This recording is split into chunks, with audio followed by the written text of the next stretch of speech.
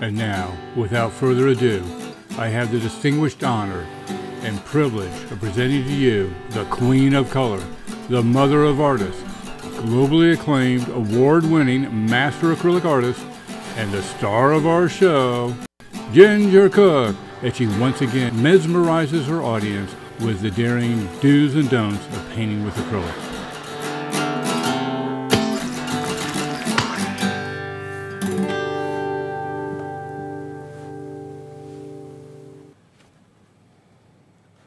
Oh, Ginger. Hey, John. I had you hidden for a second. Can you see me now? I can see you now. Awesome. I can see you now. Hey, I want to give a shout out to everybody. Hi, this is Tuesday in October. What day is today? What day is today? Tuesday? We're going to call it the 17th until we get a better offer. 17th. Well, listen, all day. 17th. And we're here in Houston, Texas, and we're doing a live acrylic class with you guys. And we're on YouTube in case someone just stumbles across us. And I would think you know you were on YouTube, but you know, if you're having one of those days where you're not sure where you are, that's where we all are. And but this is global, so there's people from all over the world. And if you want to give us a shout out, tell us where you're from. We'd love to hear it. You know, feel free to just say, "Hey, I'm from Colorado," or "I'm from Plains, New York," if there's such a place. Plains, New York. Is there such a place? Yes, there is. I made that up, but no, there's a place. There's a place. I'm from Podunk, Arkansas. Is that a word? Is that a place? Probably. Probably, right? There's a Buttonwillow, Arkansas. I knew that. There's a Hell, Michigan. Is there? Mm-hmm. And in Colorado, there's a place called Telluride, but it was really pronounced Telluride, and they said it all in one word, Telluride. Telluride. I like that. Telluride, but it's Telluride. It was a very high up in the mountains, very hard place to get to. Judy's from Mars tonight. Thank you, Judy. Hey, thanks, Judy. We have Florida, Germany. Germany. Hey, Germany. Canada. Huh? Canada. Wisconsin. Ohio. Ohio. Florida, and South you say Carolina. Ohio, and I think it's Ohio. Who thinks it's Ohio? Ohio. Okay, yeah. See, that's what I said. It sounds like the Wicked Witch of the West. Yeah. Well, there you go. Is disparaging anyone in particular with the Wicked Witch? Hey, if the shoe fits, and there has to be a red slipper. They're red slippers. You know what I mean? Put the red slippers under the house. What was that joke? All right. So anyways, we got some folks from around here. Anybody else? Kansas, South Carolina. South Carolina. Hey, Kentucky, South Carolina. Kansas, San Antonio, Sweden. Sweden. Wow. Wow. See, this is what we mean when we say it's a global event. And you get to meet art friends, somebody that has your hobby in common, and that's what the live shows. This is why you never want to miss a live show, because you get to chat with your friends, ask the artist questions. It's a great opportunity. And if you ever feel you're getting a question that's not being answered because the chat goes by so quickly. At times it does. And it can. And so what you want to do then is write us. GingerCookLive.gallery, contact us. This is a burning question I have. And if it's something that's really burning, I might, could answer you in person. I'm sorry, I have to interrupt this. What you're saying is very important, but Michelle is from Columbus, Ohio, and that's how she spelled it. O-H-A, Ohio. Columbus, Ohio. That's how we said it in Columbus. That's where I'm from. That's what the butt says, made in Columbus, Ohio. So you don't want people to know the fact that they could get their questions answered by writing us? No. You don't want to answer? Nobody ever takes us up on that offer. Well, occasionally, I answered some questions. Recently, I answered a couple. Did you? I've forgotten what they were, but you hope I can remember them by the time. You want me to remember them by the time we get to the show. I mean, somebody wrote some stuff like, for instance, how does somebody asked the other day? Wrote this, and this will be a good venue. We're doing a surprise painting tonight because she's still deciding what she's going to do. No, I'm not. I know. And here's the thing. Here's the reason. And by the way, subscribe now. And to the person who said they couldn't quite bring themselves to subscribe because they couldn't stand the chat, you know where the door is, babes. Right now is the time to turn off the channel. Change the channel. Change the channel. It's okay, because this is what we do. Now, in my regular lessons on our Art Academy, it's just me buckling down into the nitty-gritty of the painting. But this is all about chat, having fun, tell a few life stories, have a few jokes, and have fun. And maybe play. If you sit there and you struggle through it, you can learn something. Yeah, we really teach some amazing stuff. Probably better. And I know this because... Because I keep telling her. Well, no, but not because you keep telling me, but I absolutely know that the information I impart is, you don't get this anywhere. I promise you, you don't get this everywhere. Because I've been doing this since they invented acrylics. You know, me and you and acrylic go back to... You know, me and the cave people and Dorian Gray and the cave people and stuff. You know, and I mean, I really understand a lot of stuff about acrylics and stuff the way I do things. Nobody else does. And I mean, you could take lessons from me for 10 years and I could still tell you new stuff. So anyway, that being said, the question has come up, and I know I repeat this over and over again, but the deal is this gesso business. Do you need gesso? Well, we're going to just answer that question tonight, and a couple of things. First off, last night we did not use gesso. We covered this with something called absorbent ground, which is made by Golden. What it does, it's kind of a heavy cream-like consistency of a product, a polymer product, and when it dries, it makes the surface a lot like paper. It's very absorbent. They also make one, did you know they make a separate one just for people who do pastels, so that you can, you know, maybe put that on wood. Paper's expensive to frame. By the time you start doing glass and matte, it gets up there, and you can't really do a lot of big things. But you can take absorbent ground, or you can take, you know, their one that's for pastels, and you can put it on a large canvas, and now suddenly it's a painting of a different color, literally. Ooh, it's like a horse of a different color. That's right. I love that. I want to show you the difference too. John, if you'd be so kind as to come down to the finish. This is what we did last night. It's completely dry. Do you see how matte this is? That is a really matte finish. And if I turn it up, because I did texture, can I turn it like that? Can you see? Yeah. See, I did the texture in the ground. Can you see these little bits of texture? That is absolutely cool. And if you've ever frosted a cake, it takes no skill at all to put this stuff on. You know, you just have to remember to do it about 24 to 48 hours ahead of time before you're ready to paint on it. Really has to cure and dry. But now our paint's all dry and it's very matte. So rather than put a shiny varnish on this, which I could do, I like this matte finish. It's a little different. Let me show you the difference between, say, that and one that's had a shiny varnish. I don't think we have the absorbent grounds in the closet. We didn't get any. We don't have any out. All right. This is a painting where we've got. Do you see the varnish, the shiny varnish on this? This is a painting a lesson we have on our website. Someone asked me the other day about detail. We can show you how to paint detail. In fact, in some ways, it's easier to paint detail because the tendency is to want to put the next thing in rather than leave it out. Okay. So that's a painting. This was another one of our old dead American artists who painted this. And we have this video on our website. And I want you to see that this was done just on regular gessoed canvas and varnished with a shiny varnish. And you can see the difference, can't you, in how that comes out. And here is an acrylic painting that has not been varnished. This is another one of the lessons we have on our website. But still, it isn't, if we had done it with this absorbent ground, it would have even been softer than this, because this still needs to be varnished. Okay, though you can matte varnish it too. You can do a matte varnish, which means no shine. Now the stuff I'm talking about is absorbent ground, and this is white by Golden. This is what it looks like. I'm going to open it up. No, I'm not.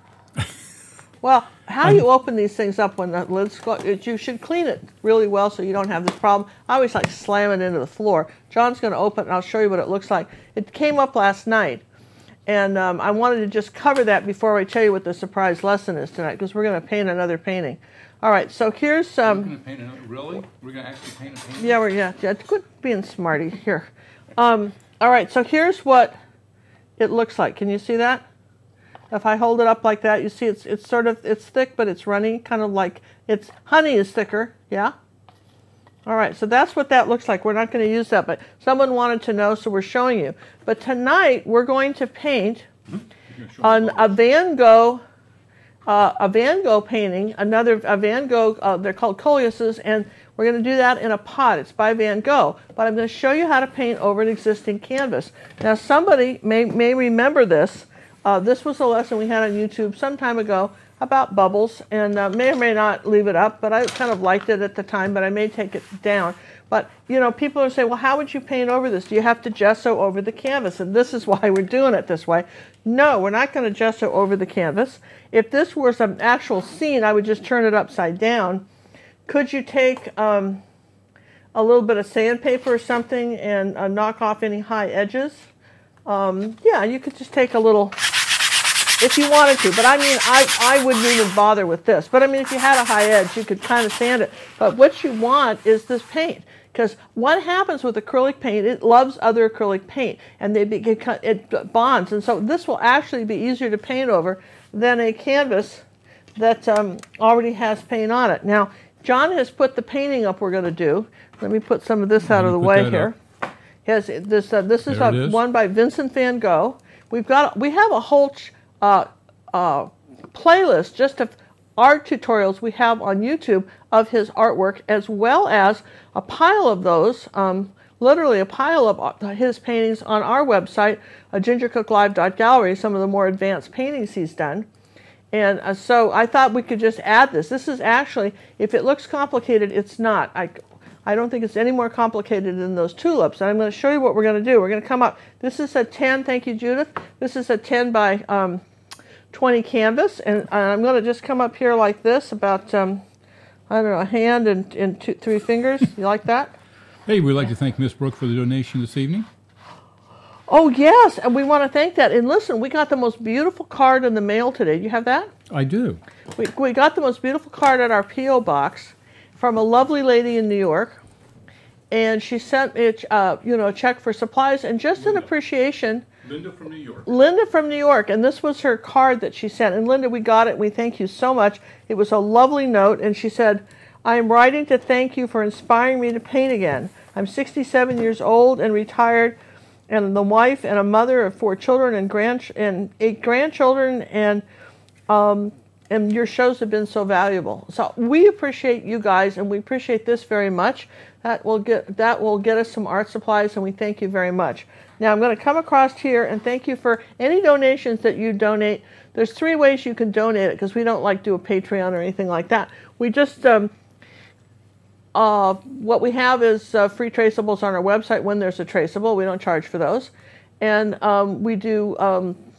we have you can do it through YouTube when we're live. There's a way to, anything from $1 to on up.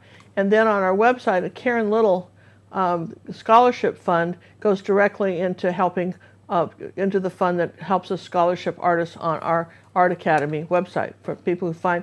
But mostly we're so affordable, I think most of you would find it practically free to do our lessons. We have over 300.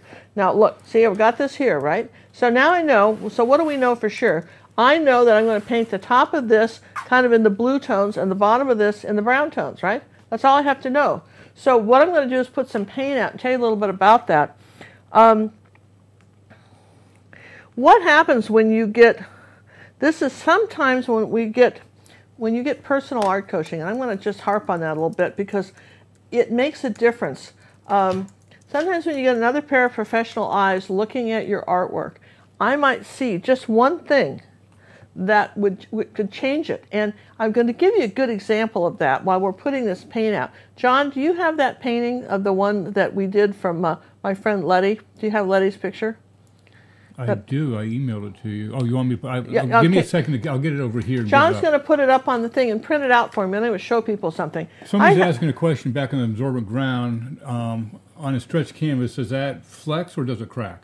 Oh, it flexes. It flexes because it's acrylic. It's acrylic. It doesn't crack at all. But that's a good question because sometimes, for instance, if you've ever done any pouring mediums, right, where you pour stuff on a canvas, okay? Now, have you ever done that? And sometimes you'll see almost like somebody's either used epoxy or some sort of resin, and they'll pour it on top, and it gives it that glass look. That's very effective on board. But what happens on a canvas sometimes, maybe I can give you an example of that, right? Is that let's find a little bigger canvas. What happens is a really good question. For instance, here's a new starring Van Gogh Cafe that's coming up on YouTube in 2 weeks, by the way. Look for this one. What happens is on the larger the canvas, sometimes if you don't put a board or something behind there, it'll bow like a swayback horse. So, you know, sometimes you have to watch really heavy things that you're pouring, like epoxy resins or you know, the equivalent pouring mediums and stuff like that. You know, it sounds all very good until everything buckles, but you could put a piece of cardboard or something, tuck it in there, and really keep it firm. And also you want to spray the back of your canvas. But those are some other Van Gogh ones we're doing. Here's some, we'll talk about those in a minute. But I'm putting out the paint and chatting with you for a second while we're doing that. We're going to paint over this canvas. Here's one that's coming up on our website soon, a portrait of Vincent. And here's one of my favorites with his hat. I love this one with the chair. We've done a lot of that. You know, he did so many paintings. Everybody knows Starry Night and the cafe, but he did a ton of those. And guess what? For those of you who feel like, you know, that your artwork sort of sucks, you know, and it's just terrible, he thought his did. He thought he was a terrible artist. He never thought he could draw well. He sold like one painting in his life, and he traded for some others. His brother was his art agent. And let's see, this is phthalo blue. His brother was his art agent, and they never came off a price of anything. And his brother had great faith in him, sponsored him so he could go off on his own and paint. Most artists need some sort of the reason Patreon got so famous is that most artists over through history have had patrons. You know, people that kind of help them along and say, this is a really talented person, they're helping the world, let me contribute to that, which is kind of a nice thing, you know. And Van Gogh's patron was his brother, but, you know, people in town liked him, the doctor liked him, and, you know, he had friends. And let's see, we need some white here. What did we do with that? Ah, here. He had friends that, you know, I mean, probably slipped him a drink or here and there, and I mean, he had some stuff that helped, but becoming, you know, being an artist is well, maybe when you were younger and you discovered you had art talent when you were in your teenage years, and you maybe indicated to your parents that you were thinking about, you know, having art as a career, and they said, you know, get an education, you'll starve. Didn't you hear something like that? Okay. Well, anyway, of course, there's a lot of, certainly that doesn't have to be the case, but most people are not encouraged to take, you know, art up as a career. Just saying. Anyway, but it makes a great hobby, doesn't it? Great fun hobby. Anyway, I've got Lexi's loaded. If you want me to show it. Well, you got to print me out one too, would you? Yeah. So I'm gonna, while John's showing you Lexi's picture, right? I'm gonna start the bottom part of this, and this will give me a good spot to dry. Now, if you'll notice in his painting, he's got all these blues up in here, and then it's brown down in here. So I would need a bigger brush. This is a fairly large painting, so Ginger needs a bigger brush. What can I grab? You want glossy paper or just regular? Glossy is fine. Okay, so here's a nice big brush. This is a number 12 Bristol-on brush. This is one that Cinnamon found, my daughter, the art Sherpa. I like this. And what I'm going to do is I'm going to wet it, and then I'm going to wipe it off on a towel, right, like that. And then what we're going to do is we're going to come up here. I'm going to just start with the blue, okay? So I'm going to start with white. And let's see, I didn't put out any brown. That's because I forgot to put the brown label out. Let me put out a little brown, burnt umber. And we'll do that. We'll put a little burnt umber over here. And anyway, Vincent thought he was a terrible drawer. And the other thing that Vincent kind of, you know, made for himself was he did, remember how we've done the grid system before? Well, Vincent actually made himself a grid out of wire, and he would put it in front of him. He would grid his canvas, and then he would look at his still life to get the proportions right. I mean, you know, that's okay. You know, it's all right to do. All right, so we're going to take a little white, little tiny bit of burnt umber, little phthalo blue, like that, a little bit more burnt umber, okay? And I want to come up here right over, now look how easy this is painting, right over all of this, okay? And I'm going down and across, you'll see his brush strokes. I'm going to add a little ultramarine blue, come down and across like this, maybe put a little brown with it, down and across. And we're going to weave, this is really what I call weaving paint, okay? We're going to come down here like this, now it's a nice big brush, down and across, and you notice I'm going back for paint each time. All right, you see that? Let's put a little bit of the ultramarine blue in there, a little bit of the brown, kind of tone that down. Here we go. maybe a little bit of purple. Let's try that over on this side. All right, now, see, weaving the paint. And what you'll find when you paint over a canvas is your paint sticks really well. It absolutely works like a charm. Now, if somebody has a blank canvas, should they pre-paint it or just do what you're doing from Well, here I think if you had a blank canvas, what I would do with that is just paint it blue and then do this on top. But see, this just saves you all the trouble of doing that. Good question, though, right? See what I'm going on top with a little light, just down and across and kind of weaving these colors in. Hey, we'd like to thank covering Michelle up for the pretty donation. well, right? What's John? We're thanking Michelle for the donation. Oh, Michelle, thank you so much. That's really nice. So, all right, so I'm going to put a little more brown with that. You can either use a little raw umber, a little brown. Let's see. You know what I want? And you give up. What is it? I want a little bit of burnt sienna. And the reason I do is I want some beige later. Assuming I can get the cap off, which isn't coming off happily. Wow, just these people really annoy me with their caps. I can't say enough bad things about their caps. So, should I start? Let me count the ways. Well, that's just not going to come out. I give up. I'll give up on here. When in doubt, do this. Okay, there, fine. You did put that brush in the water, didn't you? Sure, it was the wooden handle. I didn't do the pointy part of it. Okay, I'm going to do a little bit of beige here. A little bit of white and beige with that. That's a little burnt sienna. That's going to tone the brown down even a little bit differently. See that? Just going to put a little of this color up here. Just touch it. There you go. Barely touch it up here. Kind of tone this down. Now, as we come down a little further with a little bit of cad red medium with that blue, that makes it kind of graze it. The cad red medium and ultramarine blue and white kind of graze it. And here we go. We're going to keep painting this on down like that into the grays. And I want you to see how well this covers. I mean, there's some stuff here. Look at that, these bubbles, but I'm using enough paint. Now, professional paints, professional acrylics will do that. And that's Golden. That's Liquitex Heavy Body. That's Matisse. There's some other brands, and if you're living in Europe, you have your own brands. I'm not all that familiar with them, but you know it's the ones that cost a bit more. And you get good coverage. You really get some great coverage when you come down here and do this. Now I'm going to get a little bit darker on this side. A little cad with that. A little bit darker on this side. See, his left-hand side, he's got a kind of a good shadow. And I'm going to come up here like that and add this kind of shadow color in here. And I may have to do it some more. Oh, thanks so much, John, because when this is drying, I'm going to show that.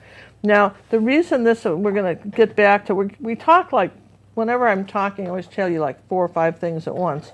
But that's okay. Does it drive people nuts? It doesn't drive me nuts. I can keep up with it. It drives John nuts. He's going, keep up. Thank you, thank you. Now I'm coming down here toward the bottom. I want it darker, so purple, a little cad red medium. See, it's going already over something fairly dark. And here's the bottom of my canvas, like that. And then back into the turquoise colors. Just sort of blend it out. Now, one thing you can do when you're changing colors is just wipe your brush off. Okay, like that. So you've got, see, we've got this neat kind of background, and that really covered, I think, covered very nicely. Okay, might add some more colors in a bit, but that kind of works. And then now for this part, we're going to rinse the brush because we're in blues. And are you remembering to, when you rinse your brush, you've got to touch the bottom of the container and kind of scrape along the bottom. Make sure, and then wipe it off on a towel like that. Now see, it's still blue, so I'm going to come out and do it again. And then here. See, mostly that's pretty good. Now I want some browns in here, so I've got a little burnt umber. Now I want you to see how beautifully this is covering. Look at that. Well, that's kind of cool. A little burnt umber, a little purple. We're going to say that this is our dark stuff. Now there's no gesso involved in here. In fact, this actually is going to be easier than if I'd covered it all white up again. Okay. As long as you haven't been doing tape, if you've been doing taped lines or something, you're going to have a ridge. Those are really hard to get rid of. But short of that, Okay, you're pretty good. Now we're going to just paint all this dark for the time being, and when that dries, we'll come back and add some of the lighter colors that you see in the photograph, all right? So that, you guys, I mean, look how beautifully that just painted over.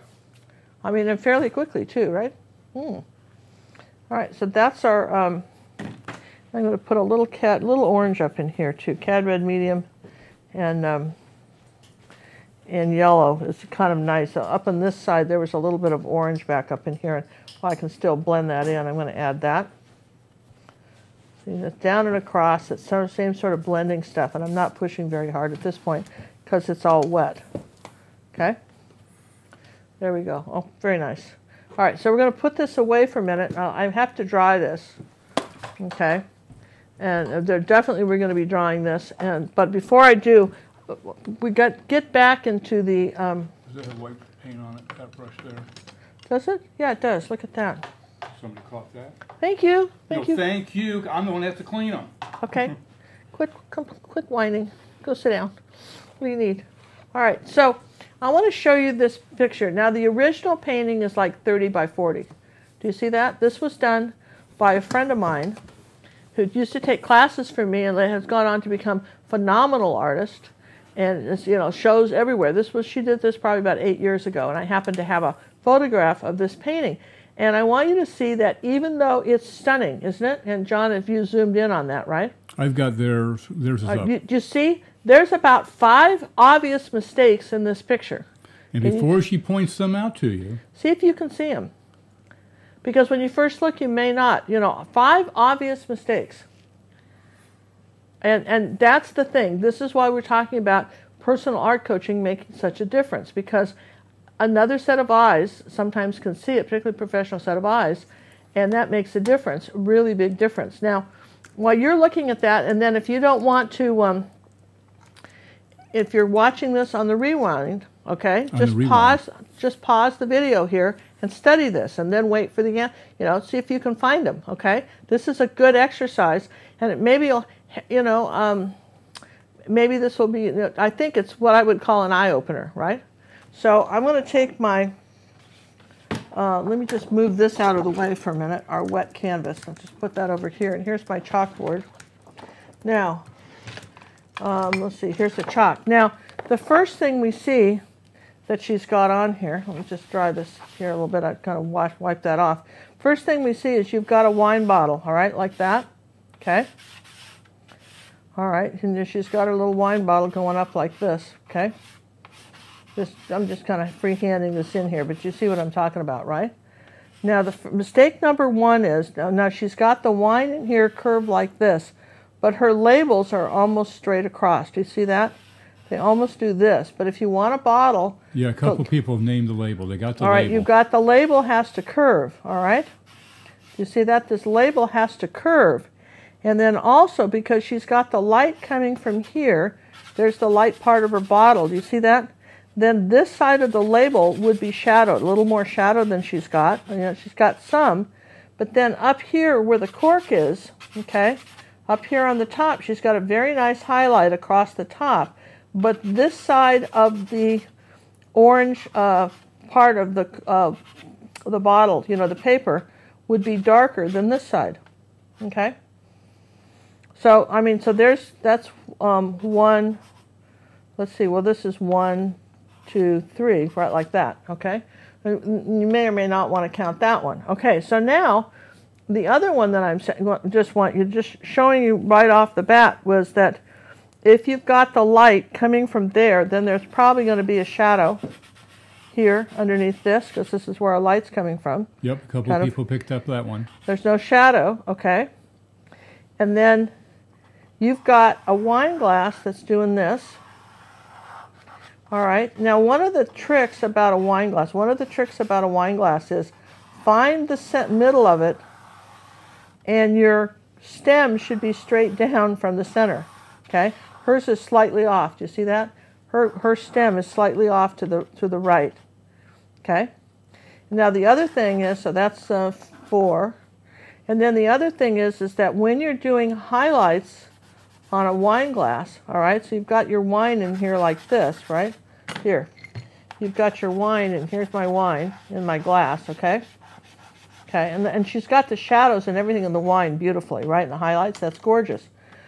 And then on the rim of the glass, in order for it to make it look round, she's curved these highlights, which is beautiful, like that. But they should come down past where the wine is.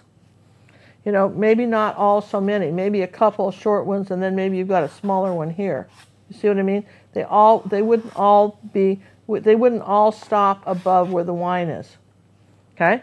All right, so that's just, all right, so that's, you know, that's 5. I mean, 5 right there. And the newspaper is stunning, isn't it? Don't you love the newspaper and the bread and all this? I really, really like this picture. I mean, I quite like it a lot. I think it's really pretty. And I think she did a great job on that. But those are just some of the things. So if this were someone that was sending me this painting in for personal art coaching, I would first off mention how awesome I thought the painting was, because I think the painting is awesome, right? And then I would just say, fix those things. That's it. Those 5 things, just fix those things. Fast fix, maybe 30 minutes max to just make tiny little adjustments. Sometimes that's all you need. Don't you think that's cool? Okay? Anyway, that was your lesson for the day. Well, that was your kind of, you know, art coaching. You know, this is art what coaching, Ginger goes through when she does her personal art coaching. This is kind of the kinds of things I do, right? And everybody said, nobody's, I remember one time, years ago, we had this office upstairs, and it was just full of stuff. And my ex-husband, I hired this woman. I'm going to be drawing this real quick, but I'll finish the story. I hired this woman to come in and help us organize the office, because, you know, I don't know anything about offices, and I wanted some help on that. And at the time, we had a bunch of rental property in Houston. We had all these desks and stuff, and had sometimes one time about 4 or 5 people. It was like a 3-car garage, and everything was above that. So this lady comes, and my ex wouldn't get out of bed. He didn't want, and he was very afraid. The point of the story is very afraid somebody was going to criticize him, and he didn't want to be criticized, because he'd done the very best he could, and he knew she was going to trash it somehow, and he felt bad. And what I learned from her was, and I was, of course, I had hired her. I was willing to let her criticize me. I was up for that at this point, right? Because I knew something had to be done, okay? And what she did, which was really interesting, was she asked a lot of questions. And as I'm drawing this, I'll tell you some of the questions, but she'd point things out, like she'd go, who uses that computer? Nobody. Why not? Because it's broken. Oh, she said, why is it still there? I says, well, somebody might fix it. You know what I mean? How long has it been there? I don't know, 2, 3 years, but it could be fixed, right? And then she said, what's that over on the wall? I said, what? Because there was so much stuff everywhere. I'm going, what? She goes, that looks like a phone cord. Is that a phone cord? I'm going, huh, yeah, look at that. There is a phone cord there. Yes, you're right. It's hanging from a nail. She says, what does that go to? I said, no idea. She said, any idea why it's there? None. Now, did she have to point out, that's stupid to have the phone cord on the wall? She just asked a bunch of questions. I'm going, And then the last thing she asked, this is so great, she said, have you ever heard of visual noise? I'm going, no. And she says, well, when you get too much clutter, it's visual noise, and it sends you screaming out of the room. This is true with your paintings also, you guys. You can't have a lot of visual noise. And you'll notice in this painting we're doing tonight that even though we have this multicolored background, all the pattern is in the Coleus, and the everything else very quiet. You want to be careful not to have too much visual noise. So I dutifully took notes. I think I did take I think I took the nail down on the phone cord. And I don't know what anything else had happened. But, I mean, that was an interesting lesson in how to suggest things to people and just not offend them. And I don't think that my ex would have been offended, because she had a way of talking that didn't. So you weren't offended. You were just, she had an opinion about things, and it was helpful. I mean, that's what it is. You know, she was an expert on how to lay out an office and make it convenient to work in, and a place where you'd want to return. And that's why you hire experts, and you have people like that do your closets. You know, they're much better at storing your shoes than you are, assuming you had some. All right, we're going to dry this, John. Do we have any questions before I dry this? No. All right, you guys, I hope you like, and then I'm going to tell, a moment I'm going to answer the story about the jury duty tonight too. So I'm going to dry this. Everybody's ready? Okay. Ready. All right, while she's drying that, I'd like to thank everybody for joining us this evening. Let's check our subscriber count. We're trying to get our subscribers up to a mere 50,000 by the end of the year. We're 2 months away approximately. Looks like we're at 43,194, well on our way. Looks like we need, what, another 57,000, no, 7,000, a little less than 7,000 more people. They must be out there somewhere. If you haven't subscribed today, please take a moment to do so while she's drying this canvas. For those of you that enjoyed the bubble picture while you saw it, I'm glad you got to see it. It is a lesson still on YouTube. I don't know if she'll ever take it down. We always threaten about taking videos down, and I keep arguing. We have new people coming in all the time. They need to see it. So we'll see where that goes. What do we need? And you're back. All right, so now we're going to get out the chalkboard again one more time. Okay. Now, if you guys remember, last week I showed you how to do, last night I showed you how to do, how to make a vase. And I want to talk about how to make a pot. Normally, when you want to make a pot, right? If you've got a rectangle like this, yeah, then you, again, same kind of idea. There's the bottom of the pot, and then you just kind of do this on the sides, and like this, and you've got a pot, right? I mean, that's really basic pot 101, okay? But now what's happened is now we're looking at a pot from this angle. But what Vincent Van Gogh did was he made this more interesting because he's looking down on the pot. Maybe the pot's sitting on the floor, and he's up on a table, on a chair, and he's looking down on it. So now what's happened is he's got the mouth of the pot more open, and he's brought the sides of it down. He's curled it. He's got it kind of cattywampus. Again, that's that word, kind of crooked. And I'm not going to fault him for it. That's how he saw it. Maybe it was an old pot. Who knows? Maybe, not everybody. Brother was a potter. Maybe someone, and it's possible to throw a pot that looks like this. But you see the inside. Now look here. You're going to see the inside of the back rim, and then you see the top side of this part of the rim. See that? See the difference? You can see. You're going to see the inside here, and then the top side here. And he's got the light coming from this direction, so this side of the pot is darker. Light's coming here. He's got a nice big shadow over here under the pot going off that way. Yeah? Okay? So just wanted you to just be aware. And our dirt, actually, our dirt's all down in here like that, and then our little plant is kind of sticking up from the middle of it. And you really need a long sort of skinny painting for this to come out well. So we're going to say that I'm going to just, again, sort of start it here in the middle. I know it's going to come, let's see, here's where my dirt's going to be. I'm going to just sort of start that way. Where's a piece of chalk here? Here we go. I'm going to just come around like this and say, here's my top of my open pot. This is what chalk's for. So if you're not sure, and then here's the top of our rim. We're going to, kind of bring this down like this and like this. It's probably not as wide as I've made it here, like that. And then here's the back of our, oh man, here's my iPad. I didn't get this in here right, John. Okay. So I'm going to just move this up so I can see it. Okay, so now what I know is I've got the top of my rim like this. I'm just going to kind of refine that a little bit. And then the inside, and we're going to differentiate this with color. How we're going to show the top of the rim from the, this back part is color, all right? And here's our pot coming down here like that. And then back around here, we've got this shadow, okay? And then we've got the very top of this has got a little funny leaf like this. Let's see, do I have another? Here, let's get another pencil out. Little tiny leaf like this. His leaves are very jaggedy, right? And I've got another leaf coming down here like that. And I've got one kind of coming this way. Got a kind of couple this way. Just sort of putting leaf shapes in because we've got a sort of curved, we've got a curved vine like that that's coming up like this. And then right about here we don't see it, okay?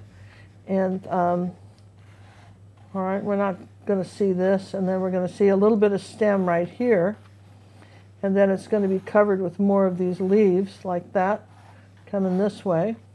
And I may not put every leaf in he did. You've got the picture. If you want to add some more, you can see how you do it, but you're going to get the general gist of how you might do this. We've got one kind of coming off like this, pretty close of one back, and then some over the rim of the pot. I need to get this down a little bit lower here. So we're going to move this one down. And then we've got another one behind it. We've got one that's coming off of here like this, and then maybe something behind it like this. All right, good enough, right? Everybody's kind of good with that? That's kind of how I see it, all right? How's that? Okay, so I'm going to take an angle brush, and I'm going to take some yellow oxide and white paint and add a tiny bit of phthalo blue to that, and yellow oxide, a little bit more yellow oxide, tiny bit more phthalo blue, a little bit of cad red medium. Let's try a little ultramarine blue because that's not quite getting the color I want. More yellow. I want this sort of, let's try a little cad yellow medium. There we go. Now I've got this sort of, I don't know, weird celery kind of green color, okay? So you ready for this? So now what we're going to do, is, I mean, this is kind of weird, but what we're going to do is we're going to paint the leaves in this color. And I'm using an angle brush, and I want the edges raggedy on the leaves, so I'm just using the angle brush like that. Okay, I'm going to say here's a lot leaf here. I'm going to come in here and say here's another one. And paint the insides. And the definition will come, the different definition's going to come on some of these when we start putting the red, okay? This is a really easy way to do this. Okay, there's this leaf right here like that. And then there was one under here like this. And then we've got something coming here. Then we got a happy one. Don't you like that happy one coming this way? Okay, I mean, you're going really just, you start with the green, all right? And let's see, I think we had, for sure we know we've got one here. Vary the size of these. There's some little bitty ones, and then some big ones. They're very interesting. I had one of these plants, and I don't remember it being this tall, but maybe you've had some like this. I just really don't remember that, but that's okay. And we're going to say that that's this one. Got another one kind of sneaking around here like that, kind of behind.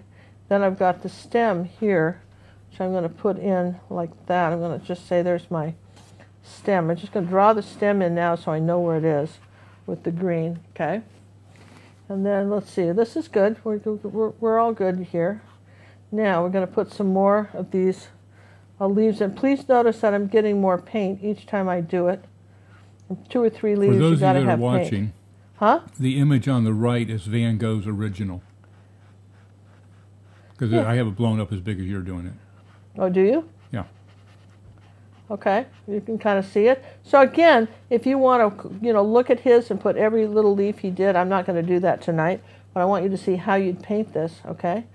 And coming in here like that, and then we're going to come around here like this with this one, kind of almost heart shape. It's coming this way. This one's in front of that. And again, you want the jaggedy edges. Choop, choop, choop, choop, choop, choop, jaggedy edge, and another one here, jaggedy edge. Okay. Probably we'll throw in a few more as we go, and these got a little tiny one sticking up like that. There you go, it's just something like this. Okay, so there's his, cute little leaf. Oh, we got something down here like this. And we got some over here, we can't put those yet. So while that's drying, okay, so then, let's see, I might just kind of refine, I can refine this a little bit, but this gives me the basic shape of what we're doing here, okay? So sometimes I think it's hard to decide how you'd start something like this. So in the meantime, we're going to take some of this color and the brown, a little bit of yellow, and I want to come inside the inside of my pot right here and just say that this is the back. Remember we said we're going to have a back ledge here, right? That's the back ledge of this pot. And then here's the sides coming down like this. This is our darkest side, like that. And coming around like this and come under here. Now, I think what I will do is just do something like this. I've already got brown here, so I'm going to take a little white and and now I've got a beige color going here like that. And I'm saying that this is the front part of this, and almost got a little yellow in it too. A little bit of white, kind of an off-white yellow color. Here's this side of the pot. Okay, like that. Last night's lesson was how many cookies, and how many cookies is this lesson? I think this last night was about 2 cookies, and I think this is about 2 cookies also. I think this is be 1 and 2 cookies. It's really pretty simple, right? So we're going to come around like this and say that that's coming. Another question we got from Cynthia is, I know you do not use a lot of black. What do you do to make your black or your darkness? Burnt umber, ultramarine blue, little dazzling purple, cad red medium. Depending upon which tone you want to go, warm or cool. Mm-hmm. So we're going to say here's the top part of this coming around like that. See, I'm going to spin this around like that. I'm pushing pretty hard, by the way. People always want to know how much pressure you're putting on something. I'm pushing pretty hard on that. We can see the canvas bowing under you. Yeah, you can see that, right? Canvas is bowing under me, and I'm going to put a little bit of. I think I'm out of burnt umber. Where did I put that? Where did the burnt umber go? Here. Got to put some more out here because we kind of used it up. Okay. Just don't have time for caps right now, you guys. Here, it's gonna. I want this a little bit darker. Well, we want some burnt umber. Here's you're gonna see it. Burnt umber, ultramarine blue, and a little cad red medium. Answer your question, and that's the inside of this. Do you see that? That's the inside of this pot. We're not using black. See? There it is. That's the inside of where the dirt is on our pot. Okay, and then this same dark color here is on the same dark color is right back here going off the side like this, and it's dark under the pot right here. Okay, he almost has an outline here. It's very interesting. He loves to outline everything, so we're just going to do it. Okay, but anyway, this is the darkest part up in here like that, where his shadow goes. And it's very dark. Now, it changes. It's very dark up here. I'm just using some purple now. It's very dark up on this side next to these leaves, but we'll have to come back and deal with that. But we've got to put some real dark shadows up on this side of our canvas now. See, I'm just doing the same weaving pattern. And it's very dark under here and under these leaves right here like that. Everything's very dark. Okay, I just really almost all the way up to here, it's dark and kind of down and across like that. All right, so there's that. I like that. And let's see, some, let's just put that back. Okay, nice dark color, ultramarine blue, cad red medium, and burnt umber. There's our dark color. Okay, now, all right, and there's our dark color here. Now, well, there's also some dark going up our stem. Do you see this? Now that we've mixed it, right, there's some dark, and we're going to pull the paint this way. My brush strokes are being pulled this way as opposed to just making a line. You're going to pull them, get a little bit for each one. I'm going to pull it up. You're going to see it like that, and you're going to come up this way. I probably have a little more of a bow than he did. That's all right, more interesting than that. And now,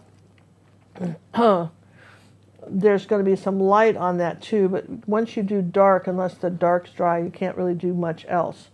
But what I can do is take another brush here, right, and come in here to this kind of beigey, kind of yellow color, kind of off-white beigey yellow color, and dry brush that on here like that. Let's see, a little bit more yellow oxide with it.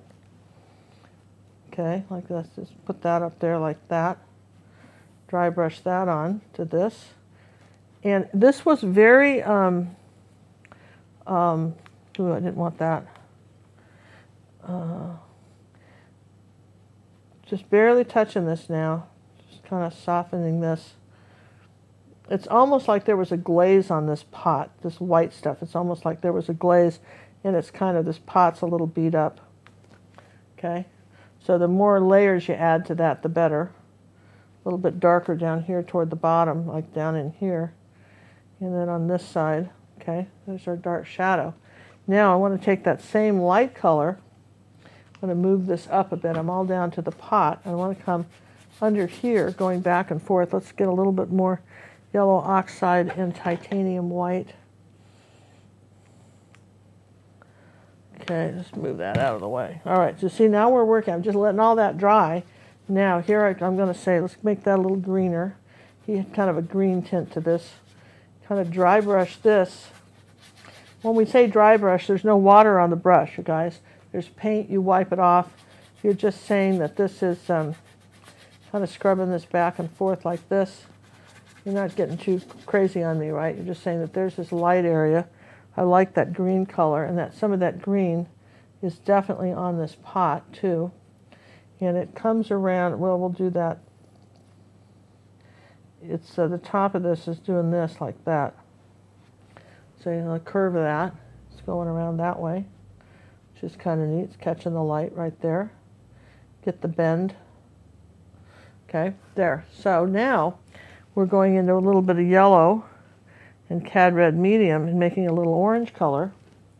Wipe it off. And I'm going to come this way and start mixing that into here. A little bit of burnt sienna. See? Again, I'm not cleaning my brush. You see how I'm just sort of this is really the heart of dry brushing when you do stuff like this. And we're going to say some of that light colors coming around here so our shadow shows up. See, and then there's a little tiny bit of this, barely see it, back here where the back of our table is. See? So now our shadow shows up, because the rule is wherever there's a light, there's a dark. So if something isn't showing up, you either have too much light or too much dark. You know, it's just pretty much the way it is. You've just got to have one or the other. Okay, so you see how we just took the flat of the brush, not using the point, using the flat, rubbing it back and forth. And let's see, a little bit of yellow oxide. Not sure if I'm liking that color. Here, let's just do this. I'm going to pinch it and pull some of this on the table, just kind of around in here like that. Okay, so there's my table, and then I think I still want to kind of exaggerate the orange, so I'm going to come in here like that, wipe the brush off now, a little bit more cad red medium. I want it a little bit redder, and I'm going to just pull this color in here a little bit. Want a little bit more of that because it's pretty next to the blue.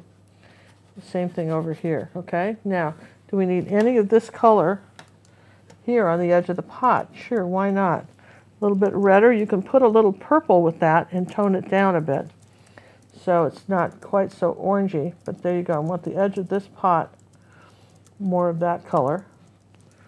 The more you layer, the better this works, okay?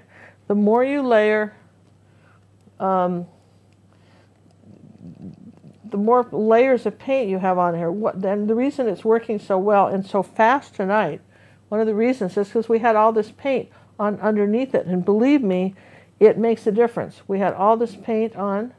All right, so that's pretty good with the pot. Let me come in here with the table and get a little closer here. Wipe the brush, just come a little bit closer underneath our pot like that, so that the shadow's there but not so much. And then a little bit of the red here like this. Just keep it flat. There we go, like that. Bring that around. And then there was a little bit of purpley color back in here. I'm not sure why, but he has it, so we'll put that. Any questions, John? Yeah, we had a question which was zooming by. I don't know if I can find it again or not. Okay. I want to come back here, right here on the edge, and lighten this up right here. Oh, it was going back to the picture, the painting that we were talking about, of the 5 things. Yeah. And was one about the reflections. If it was a reflection from a window, would that be on the glass as well? Would it go down into the wine? And without really having a reference or knowing the angles of things, we really wouldn't know. Yeah, but sometimes you can't be too literal because you don't, you know, in other words, the you best still got to give that effect of crudeness. You got to give the effect, and here's the thing. It's just like not all photographs make good paintings, and if you follow the photograph exactly, for instance, if you've ever taken a picture of a horse straight on, the head's wrong. If you painted it that way, it's going to look weird. Okay? So as artists, you have to correct for what the photograph either leaves in or leaves out. Okay? Does that make sense? Yeah, so now I'm back up here to this rim right here like that. I'm just sort of correcting that right there, okay? All right, so you sort of saw how we got the pot in, right? Now, which is fine, right? And I think I want to come down even further. I think I could make this a little deeper down here toward the, here's the back wall of my, I have a question here. Here. When I have more than 3 layers, it's like plastic and it's hard to paint on. How do I fix that?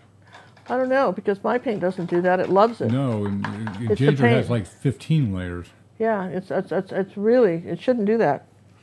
Okay, so Possibly I've got a little of the this paint? green yellow color, kind of a little yellow oxide color, and I want to come up here like this. Can I turn it sideways like this? Can you see that? It depends on where you're going to be. I'm going to be right here. I'm going to Yeah, take the side of my brush here like that, and I want to pull, remember on this stem, I want to pull it stuff this way. Have a little orange here, like that on the stem. For that, and it's easier for me to pull it that way than, you know, and have a little bit of this yellow color. He's got kind of a yellowy green color on his stem. Let's see, that's too yellow. One of the things you got to do is get in the habit of wiping your brush off. If you put paint on, wipe it off. All right, so this is going to be, I got to do it this way. I can't do it that way. Okay, so that's a little bit more than I want, so I'll put the brown back over it. Like that. There's this brown stem, and I'm going to say it's lighter up here, okay? So there's our, at this point, there's our stem, and it's really, really nice and dark here, but I want a little bit more, wow, get our colors going here. Okay, I want this a little bit brighter right here, where it's coming up here out of the dirt, and that should be pretty good. All right, so this is all dried now, okay? So you see our little pot, we're doing our little stem. So what I'm going to do is I'm going to start with some magenta and cad red medium. I'm going to put both of them out, and we're going to sort of do a combination of the two. Now I'm going to very methodically, of the two reds, I'm going to very methodically start up here in the center of this and add the red. Let's get a little yellow with this too. I want it a little bit brighter orange. And say, here's the first bit of red into that leaf. You see what we just did? And it's kind of heart-shaped in the center. If anybody else noticed that, but it's kind of heart-shaped in the center. Okay? And I've got that one, and then maybe I'm going to come up here and say, here's this one. So, all right, here's that kind of red color.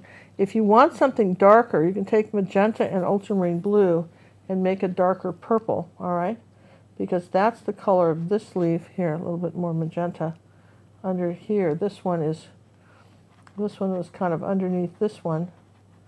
And I'm using my angle brush. I want the edges here to be a little bit more frayed, and I'm going to come right under here like that and say, there's this purple color, right? He had some of these leaves are darker than others, okay? So this isn't just orange in the middle, all right? There's some red, there's some orange. We're going to say that here's this one coming here like that, and it's all kind of raggedy. But you see, we didn't outline the leaves. We just painted the centers. Does that make sense? Didn't outline the leaves. We just painted the centers, and here's this one. This one's pretty, almost pure cad red right here on this side. And then he's got this little darker purple on this side right here. Deborah wants to know on the original, do you think Van Gogh used only a brush, or do you think he used a palette knife on that pot? Oh, I don't think he used a palette knife. I think it was all brush. Just some heavy brush strokes, you know, heavy brush strokes. Okay, so here's this little, this leaf, okay, and I'm going to say here's this one, okay. And I think I want this red to come down behind here like that, okay. We're going to come up here and do another one. So, I mean, you could get your own Coleus plant and do something like this, make some sort of really cool original piece. I would really love it if the fan were on, John. I don't know how we missed not putting the fan on. Talk to the bear. Okay, so here's, I mean, see how I'm coming up with the leaves? Because some are underneath others, and so I've got to kind of do it like that. And I'm going to say that there's a red leaf under here I didn't even put in. I'm just going to come across here like that and put that one in. Thank you. These lights are so hot that we have to film with. You can't know. All right. See how we're still coming up? Still kind of climbing up like shingles on a roof. All right. Okay. There's another little leaf right here that we're not talking about. Maybe it's darker. Here's another little one this way. And when you get up to some of these have more detail than others, okay? Some of these for sure have more detail than others. If you do some detail, then you don't need as much, okay? So then we're going to say, here's this one. It's going to change direction. Notice the direction he's got going. Some are kind of sticking out to the side. Some are going this way. Some are just little dabs of red that are underneath that he's not even talking about. And then we've got... well, we've got a pretty nice bright orange one right here. This was really nice and bright orange. Whoops, way too bright. Here, let's just reboot. Okay, there's a nice orange one right here. And then here, this was going to be pretty red, almost a magenta color here on this one. Okay, and then wipe the paint off and come up like that. Another one up here like this. I mean, it is kind of cool how it's coming together, don't you think? And you could even use a little bit of the burnt sienna. I see John got the cap off. Good, John. A little bit of burnt sienna. And because some of these are almost brown, maybe just do a little bit like that. Mix some of that color with it. Just going to, using this angle brush. This is the one... This is a specially made, long-handled angle brush by the Art Sherpa. It's a 1/2 inch angle brush by Silver. It's an actual official Art Sherpa brush, and it is great for this because it's stiff enough to go ahead and do these funny little odd angle-y things that I need it to do and still hold an edge, okay? I'm going to say this one's up here like this. Now notice the green was dry before we ever attempted to do this, all right? Green was dry. It'd have to be dry. And it's kind of darker up at the top. These up at the top, I made this one a little bigger than he did, but oh well, okay? These are darker up at the top. I mean, really dark purple up here, like that. And there's a little dark one here and a little dark one here, like that. These leaves are definitely darker. You would put a little purple with it. Okay, we've got some dark leaves up here. Something dark under here. Okay. A little bit darker. Little tiny bit of purple with the magenta. Try that. I want it darker right up there. Pinch the brush and say, it's a little cad red. Okay, and then I've got just something coming this way. Some of these little bits of red are just sort of peeking out. You're not even explaining them, you know? You've got enough of the other stuff where you're okay. All right, we're going to say that one's a little brighter. Now notice that we're going back and we're relayering colors. Red's one of those happy colors that is happier if you give it a few coats. Okay, here's this one. Don't get that much paint on your brush. If you get a glob, wipe it off. Where are you? I'm down here. I've moved on down, right? I'm up and I've moved down. See? I mean, Gotcha. it's amazing, isn't it, how much... here's this one coming out underneath here like this. Back out. Okay. In other words, I'm trying to give it a few coats. Now here's my green color, right? So if I lost some green, can I put some green back? You bet. If you lost a little green, do you need to put a little back? I want a little bit more olive, so I'll make it a little bit more olive green up at the top. Wipe some off and you can put a little green back. Denise would like to know, would there be a reason to use absorbent ground on every painting? You know, it depends on the look you like. If you like, some people, one of the reasons a lot of people like oil paintings is because sometimes you see them and they have that kind of nice matte look to them, you know, and there's a softness about them. And the absorbent ground gives you that effect. So you might like it. I would say try it, and it could be your signature thing. One thing about it, since most artists do not do that because it takes a little drying time and stuff, if you did that with all your paintings, chances are when you went to an art show, yours would look really unique, and just don't tell anybody how you're doing it. You know what I mean? Because they would look very unique when you did it, okay? I'm going to make some of these a little brighter back down here at the bottom. Make a little more yellow down here at the bottom and kind of jagged these out a little bit. And now from here, I had a little leaf that was coming this way, and I had two coming over the pot. We're not sure why they're doing that. And then I had one coming this way into the pot like that. All right, I don't know why these are here. Maybe it's a tinier plant that's growing. Maybe it's a, what is that? What do you call it when it's right next to it? It's like a sprout or something that grew out of here, like another little seedling or something. That, John, hello? I don't remember what that's called. You know, when it's kind of between. It's one of those things you're supposed to pinch off. It branches off. It's coming up out of it's not even branching off. It's just coming up out of here. Is it a shoot? No it's shoot? Like a shoot or something. Yeah, that's what I want, a shoot or something. So like a little shoot that's coming up here. I just want you to see how cute that is. I mean, that kind of makes the pot look a little better, right? Yeah. All right. So we've got a pretty good start on that, don't you think? Oh, Carolyn, they're called a sucker. Oh, thank you. I knew somebody would know what we're talking about. See? But I think that's what because it doesn't attach to the stem. So I'm going to come up here with my little brighter stuff here. Here, we've got a little bit bright right there. This was a little brighter. Now, here's the deal. All right, so suppose, and it could happen to anybody. It's happened to me, so it could certainly happen to you. Suppose that you got a little carried away with this, and you need to feather this out this way. Well, make your background color again, right, like this. Remember, there's a lot of different ways to create something. Does that make sense? A lot of different ways. And so if you're having trouble with some of your, you got a little carried away with your green, come back in with your blue and do a little editing. Does that make sense?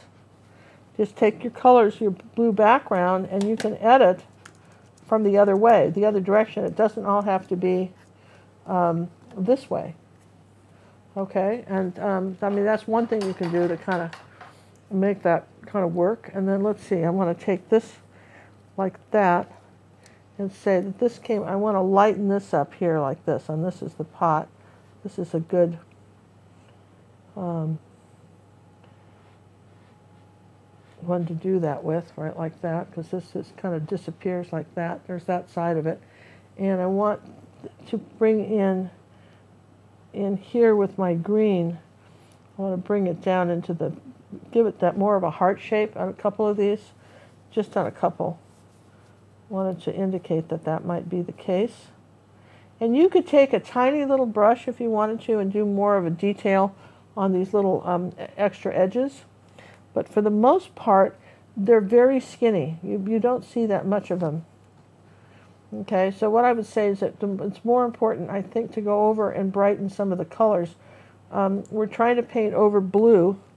So, well, I guess we painted over green, but still we want it lighter and brighter. See, every time I go over it, I'm brightening up some of these colors. See what a difference that it makes a difference when you go over it. And then I have to look and say, now, am I missing any? You know, there were a lot in here like that. So do I need to put in something like this in here? Come back under here with a few. And maybe some darker ones up here at the top. So basically what I'm doing is I'm just keeping going back over it, seeing where I want to add some more color. I think he had another nice big leaf coming out the side here like that. And I'm seeing it. And he didn't have any, really, as far as I can tell, I didn't see any green attached to it. There's not really a hole here. I think we've got to, hang on, I'm going to change directions on something. And you can, okay, because when I drew this in, I need one going this way, like that. I need one coming this way. Okay, like that. All right, I need one kind of coming off that way with the orange in between. Like that. Let's see if that's going to work. Yeah. There we go. Needed one coming that way, like that. So you can put back a few more if you need to. Feel free to do that. Let's come back here with a little blue.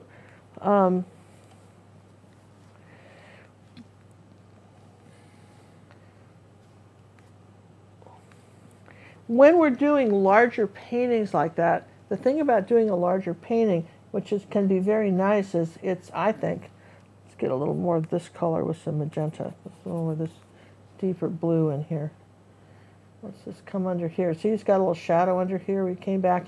He definitely came back with some blue paint, and he did a little bit of, I don't know what if I want to say the word edit is right, but he came down on this side of these like this.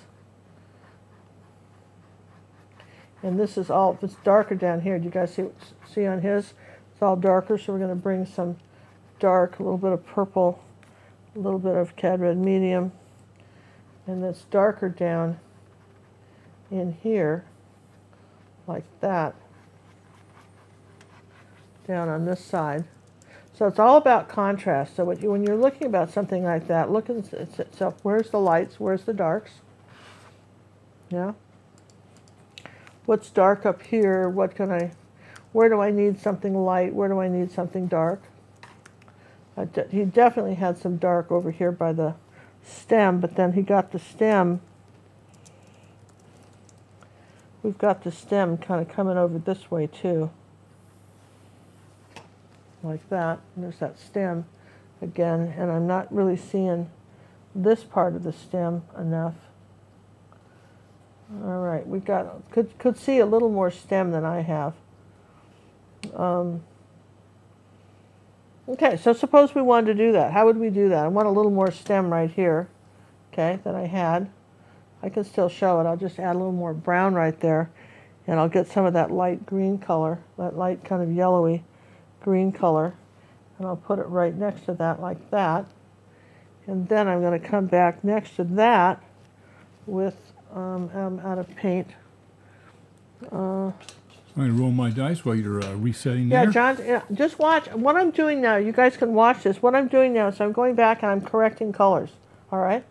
So I'm going to say that I've got a red leaf coming in here like that. We got a 1. This. And I wanted to correct it. John's going to play a little trivia with you guys while we're doing that. You can see what I'm doing here. This is a who question. Okay, for those of you who like to play the art trivia, we've got that going for you. And I think I need that a little wider. I'm going to say that this one is a little bit wider right here. All right, there. So again, you've got a way to do that. Let's see where we're out of yellow.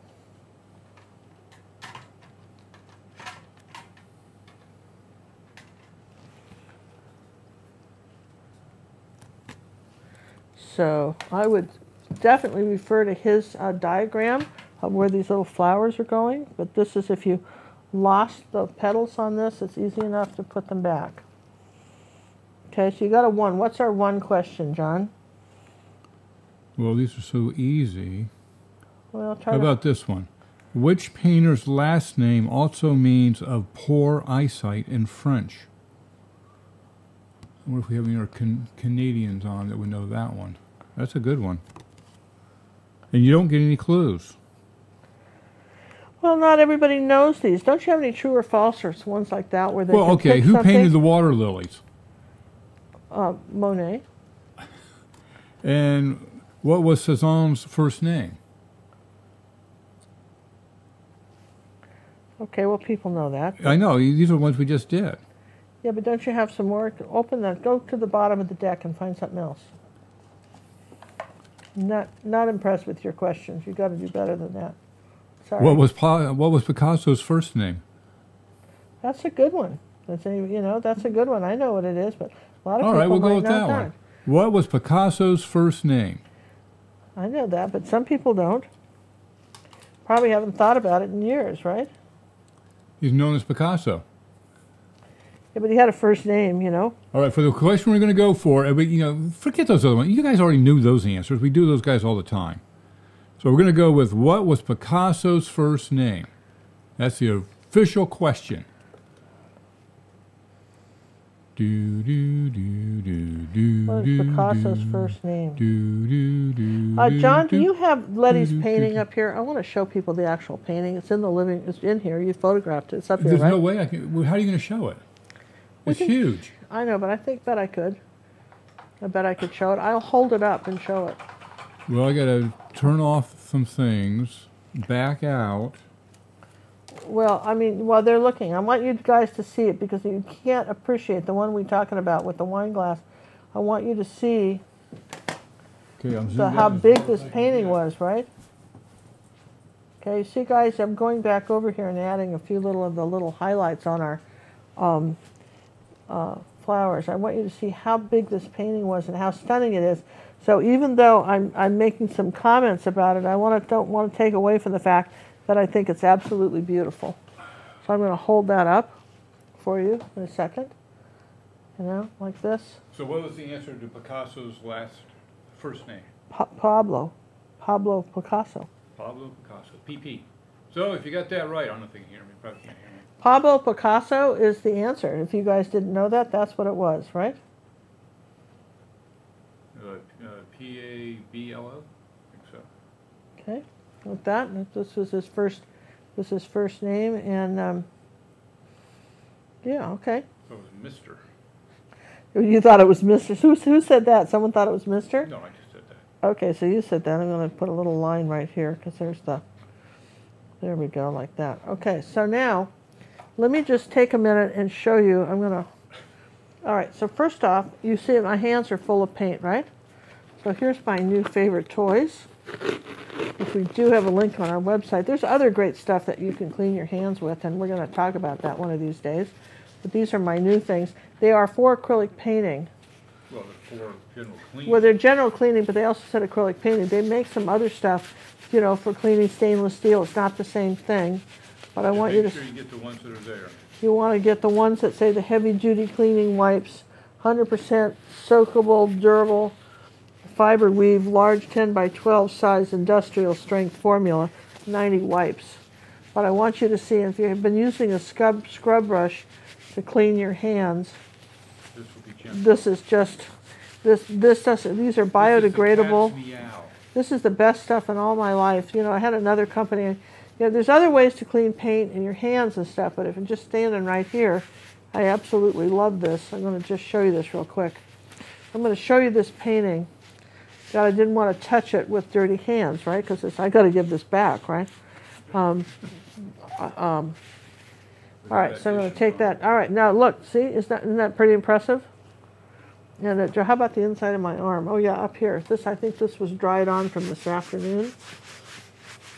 Yeah, look at that. Still comes off. Still comes off. I think this was just hours later because I taught a private lesson today, so I was just covered in paint with somebody. There you go. And unless you're taking a scrub brush in the shower, it's hard to get out. And this stuff just takes it off. And look at my nice little, how dirty the rag is now. And that was all on my hands. Whoopee. All right, so here is this painting. I'm going to turn it around this way. I want to hold it up. If I hold it, where do you have going to hold it like this, right? Yep. Okay, can you guys See it? I want you to see how big this is. So go back so we see the top. Here's the top, right? Here's the top. Right? And here's the bottom. I mean, it's stunning, isn't it? This is acrylic.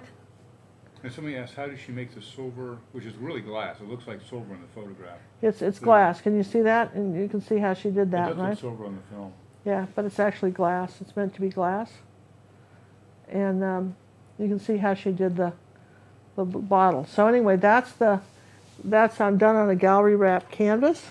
I'm going to hand this back to John. Now he's going to take it. I wanted you to see how pretty that was, because I mean that's an absolute stunning painting, and it's really big, and it's very impressive. But even as good as that is, you can always make it better, right? That's the whole point behind this. You can always make it better. Now, I think you can kind of see where we're at with this. I mean, would you want to take a small little brush like this, maybe a little bit of a tiny brush?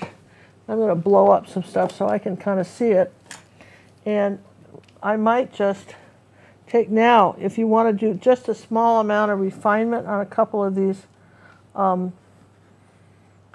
little curly ones in front, you know, you could do it, because he certainly did. Let's take a little bit of, he got it kind of bright here in a couple of places, and he made this a little bit brighter. It almost looks like rickrack.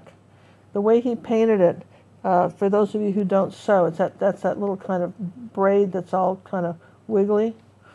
I mean, that's how he painted these. I mean, I think you would have no problem doing this. I promise you, this is pretty easy. We saw how he did it with an angle brush. You could also do it. Here, we're going to say that one's a little bit brighter.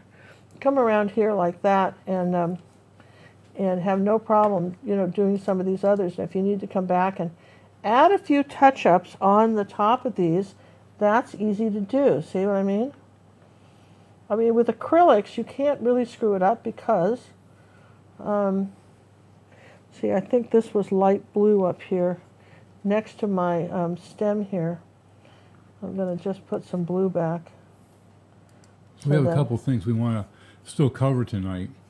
Yeah? While you're doing your little touch-ups and things. Yeah. You have the jury story you want to tell, and we also want to mention our new art coaching opportunity that we're thinking of offering.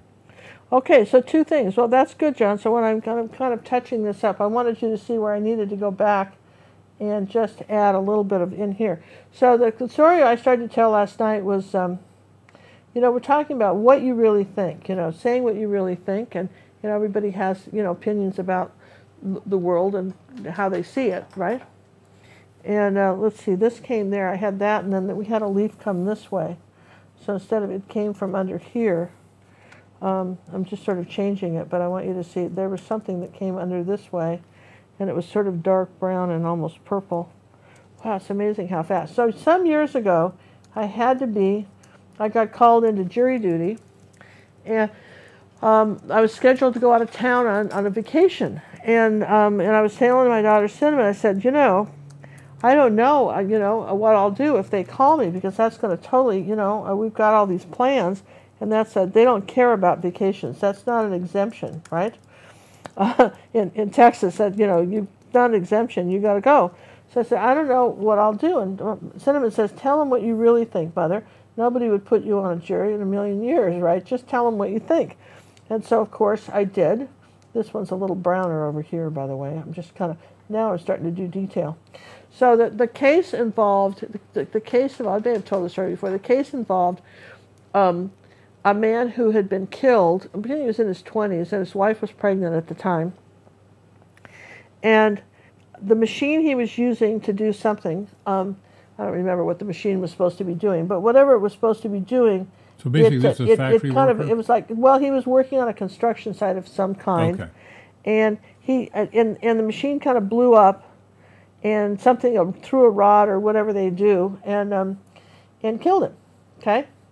And the feeling was by the defense attorney who was suing the big companies, and there was 3 companies that were being sued, all right? And I'm going to just kind of make this stem a little darker green Now you can see it. And the three companies, there was a lot of defendants, and so they brought this jury in, and we answered a questionnaire, and then apparently they were a little curious about the answers to my questionnaire, so they called me up to talk about, you know, what I thought. And one of the questions was, do you think, because they were suing this company for a lot of money, that it's okay that surely that just, you know, you can't hold the company accountable, that just the laws on the books is enough to demand good behavior out of people. And I looked at him, so let me get this straight. You're asking me if, because that's always a good thing, I always repeat the question back, right? If I think the laws on the books that are currently on the books today about this stuff are enough to ensure good behavior. And I said, no, I don't think that at all. I said, I'll tell you what, let me give you a perfect example of that. You take the speed limit. You know, just the idea that, you know, you can tell people all day long that if they drive the speed limit, that this has been thought of by experts as the safest way to travel down the highway and not hurt yourself or anybody else. I mean, isn't that about true? Isn't that what the speed limit does? True? And I said, but I would say probably 95% of the guys in here would all speed if it wasn't for the fact that you either get a speeding ticket or come worse, they're going to not be able to get insured. They're going to lose, it's not even the speeding ticket, so they're going to lose their insurance. So no, I don't think just advising that people are just going to automatically comply because you think it's a good idea. You might convince some of the women to drive carefully. You know, I'm not all of them, but some of them you might be able to talk into. But I would say most of the guys would just speed. That, in my experience, that's just kind of happens. So then they're looking at me going, well, we don't want her, you know, we don't want her, you know, rallying the troops here in the jury room, right? So then I think then the defense was thinking, oh gosh, she'd be perfect, right? And so then the next question was, do you not think that because this young man lost his father, now it's true that they were going to pay for his education and everything, right? But he lost his father, and so don't you think he's entitled to money for the fact that his dad's not there? Just, I mean, and companionship and all that stuff. Now, in God fairness, I understand that because John, for instance, was a, you know, great dad for his son's like 23 now, but John was a great dad with his kid. He had him later in life, and he took him Boy Scouting and did all kinds of things. But that's not to say anybody else's dad was going to do that. John's dad, John barely saw his dad when he grew up. You know, his dad worked, never saw him. You know, Christmas and holidays, I guess, and occasionally family dinners. But I mean, his dad was sort of busy working. That's what men did in those days. And so, I mean, my feeling was, I said, listen, you don't know she wouldn't, if that would be you don't know if they wouldn't be divorced in a year, or if somebody else would come along. And I said, personally, you know, I was adopted, and my parents were dead, and for 5 years, you know, and I was fine. I really just don't think, I said, they croaked when I was a kid. I think I used the word croaked, a little more dramatic. I said, they croaked when I was small, and I just don't think that anybody needs to be paid for that. You know, that's just part of life, right? Any number of things could have killed him, you know. But anyway, so they didn't take me on the jury duty. That was the end of that, okay? Have you ever been called back for jury duty again? Well, sure. You're in a list. You're in a list.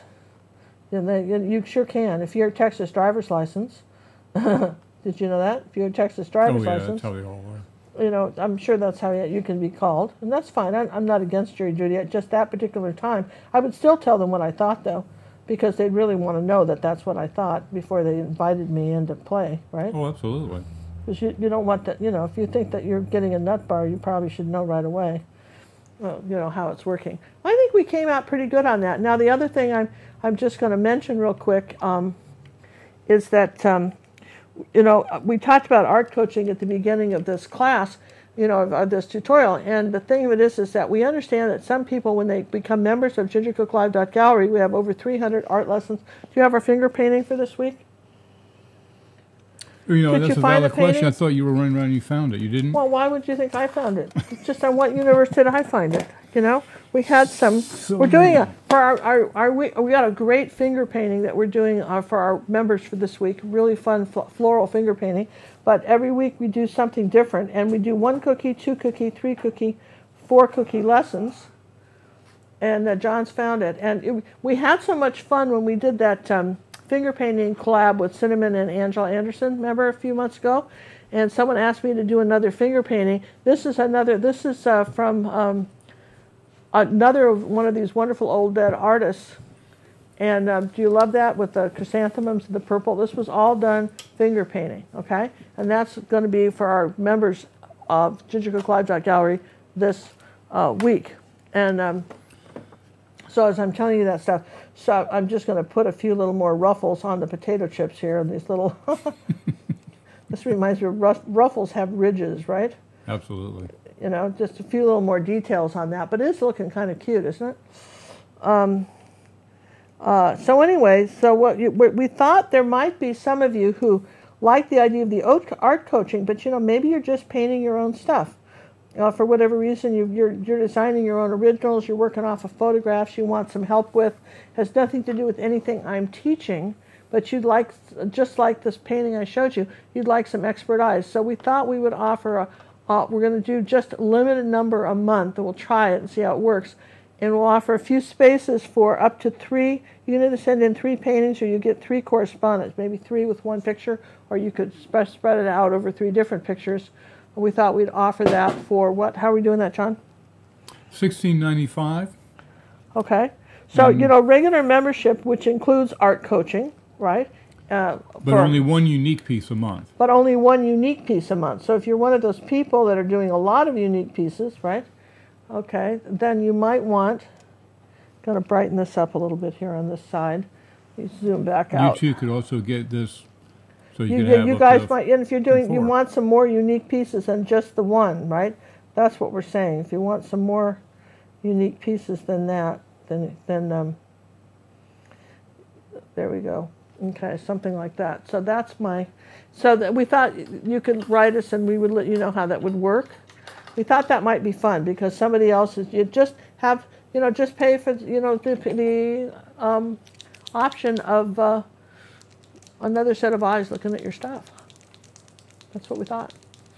And remember, if you're already a member, you've got art coaching on anything we do on YouTube, and you've got art coaching on all over 300 lessons we have on our website.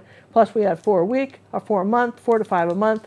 Plus, you can send in once a month a unique piece that's just you. But if you're really about doing unique pieces and that's your thing, then we're going to invite you to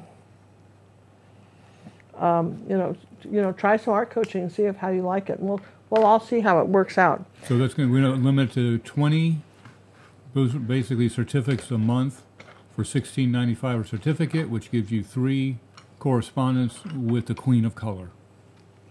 And I see where a little something here. I want you to see this right down here on the bottom. It's a little redder right here. See that?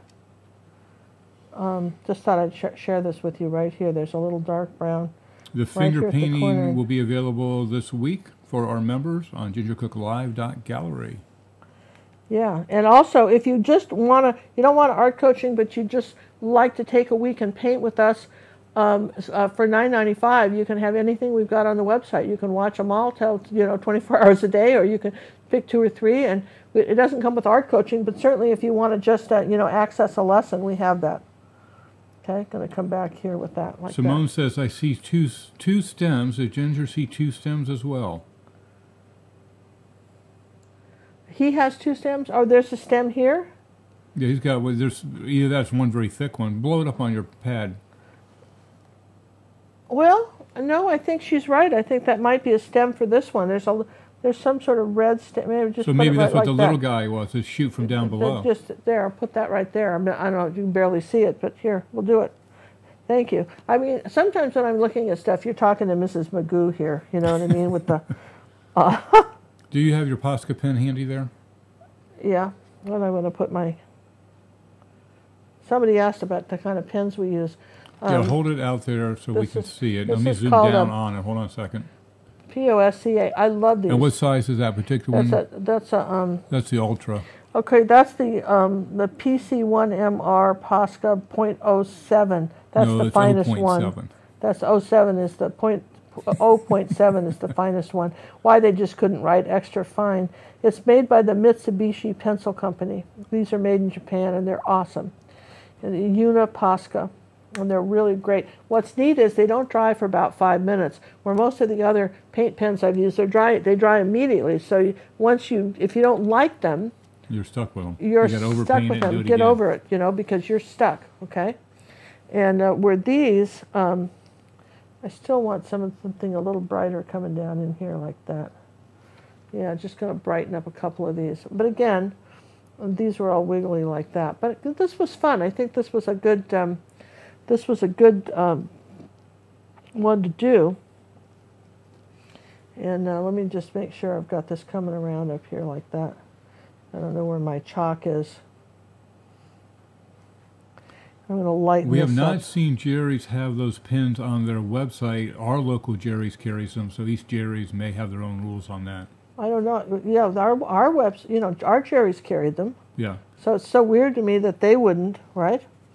I've got this blown up a bit, so I'm going to come under here like this and do a little more on this rim.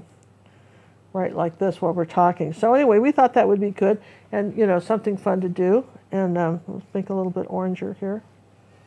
Here like this. There we go. Let's a little bit more yellow. Okay, I'm going to come under here, a little more brown. There we go. Just kind of, it's interesting how he did this pot to me. He's got a very bright orange. It's really, really a light piece of orange right here on this edge. And then right here, he's got, it's interesting, he has got so much color in this pot for no color. Does that make sense? He's got so much color in this pot. I could probably work another hour just on the pot. Really a lot of color in this pot. And of course, acrylics dry darker too. That's your other thing too. So they're drying darker. But that's kind of come up here like that and just tone this part down. This is where you barely touch the top of it and drag a dirty brush over it and kind of tone something down. If you've got it too bright, that's kind of a neat way to do it. And then way back on the very back of this, he's got a little bit of light like that. It's fun. It's like doing a puzzle piece, you know what I mean? When you're doing something like this, once you've figured out how you're doing it, right? It is a bit like doing a puzzle piece. He's got some pretty bold brush strokes that are kind of doing here. This paint's a little thicker than what I'm using, but there you go. I'd say we were pretty good on that. Okay. I think this is a good place to stop, I would say. And again, if you wanted to, take a moment and,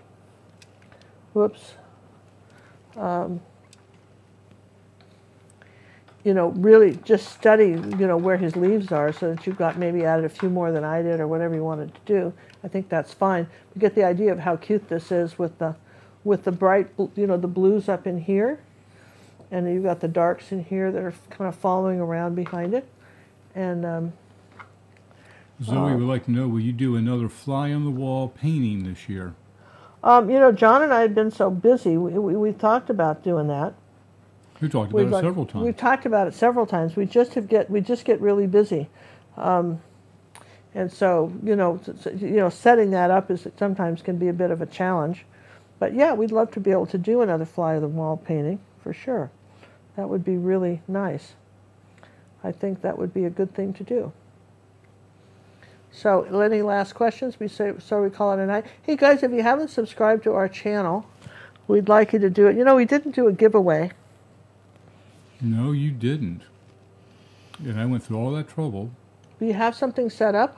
Yeah, I'm a diligent. You guys are ready for something fun? Yeah, well, yeah. Let's see something fun. What are you gonna do? Fun? All right, so this was kind of fun. This is a mystery picture. Okay, I'm gonna during the 10 minutes that we're gonna give you to enter for the mystery picture, I'll paint you one. How's that? Do you even know what it's gonna be? No. Cool. We're going to paint it right now, And you're going to use one right? of my great canvases. Right, we're going to use one of these little canvases, right? So go ahead and tell them how the deal wait, is. Tell them how it works. Wait. Let me zoom in first on you a little bit down here. Okay, yeah, zoom in on me and we'll tell you how it works. We'll You're tell going to you put a how little it's piece going of to work. paper under that? If I had one, I sure would. Maybe I can take the back of this one. Here. You got something, or I can get you? Like that? All right. Okay. All right. We have a new website because the other website was being rebuilt. The server is being rebuilt, so we have a new link tonight, gals and girls and boys. You're going to have 10 minutes. Alexa, set me a 10-minute timer. Well, not yet until you tell them how to enter. That's going to take... I got to start then, painting. Okay. There's the link. What you're going to do is, if you want to win, have an opportunity to win this painting that Ginger's about to paint. She has no idea what she's going to paint. Go to that website that the Tech Fair just put into your link.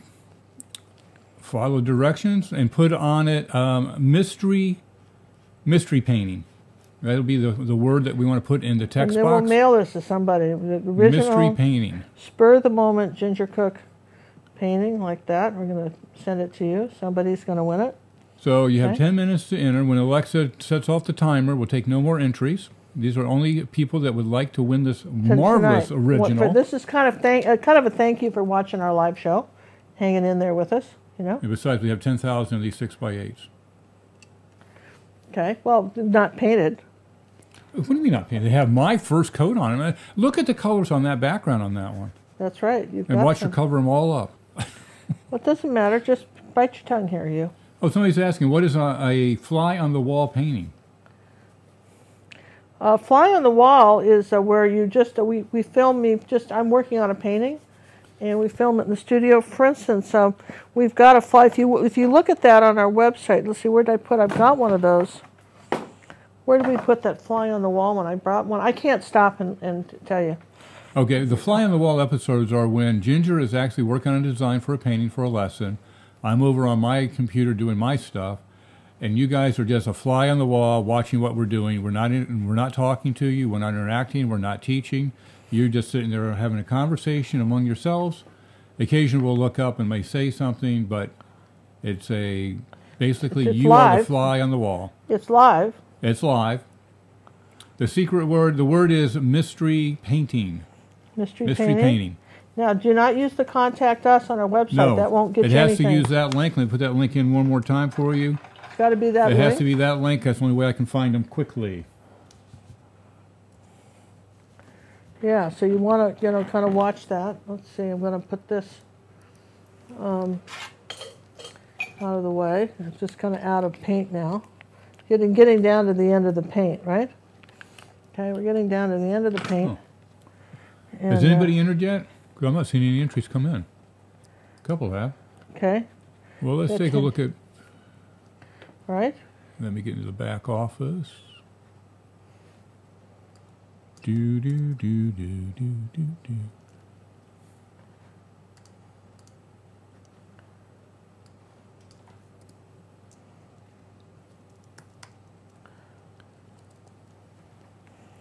We'll kind of do a small version of what we did tonight. What do you think?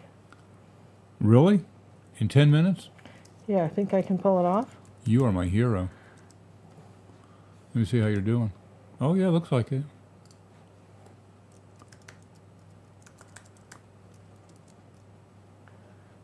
That website is really fast, far better than the other server. Well, there's nothing on this server, that's why. Yeah, okay. So,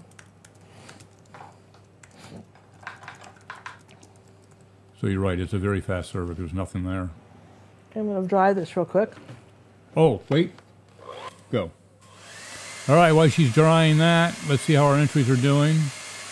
View all submissions. Oh, they're coming in nicely. Thank you, gang. And she's done. Let's see how she's doing in the painting. Alexa, how much time is left on the timer? We have one timer, a 10-minute timer, with about 5 minutes and 50 seconds left. Approximately 5 minutes and 50 seconds left, people. Let's put that link in there one more time for you.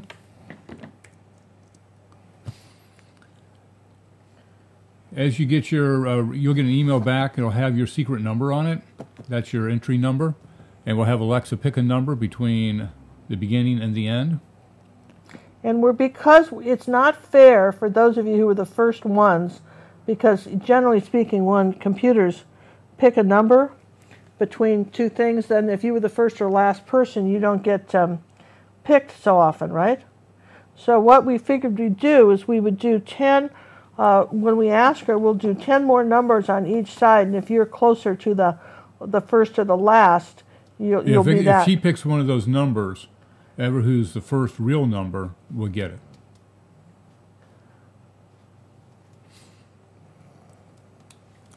Okay. So when you get your email back, I think it's in the header somewhere. Has a little secret number on it. It doesn't matter because I will have your name.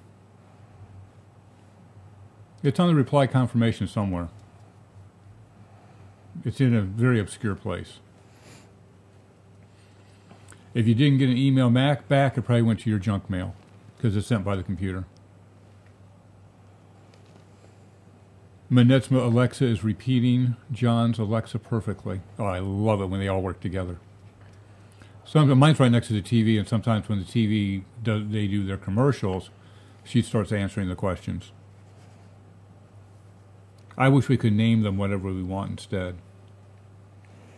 Well, you know what's funny is that I wrote this to somebody because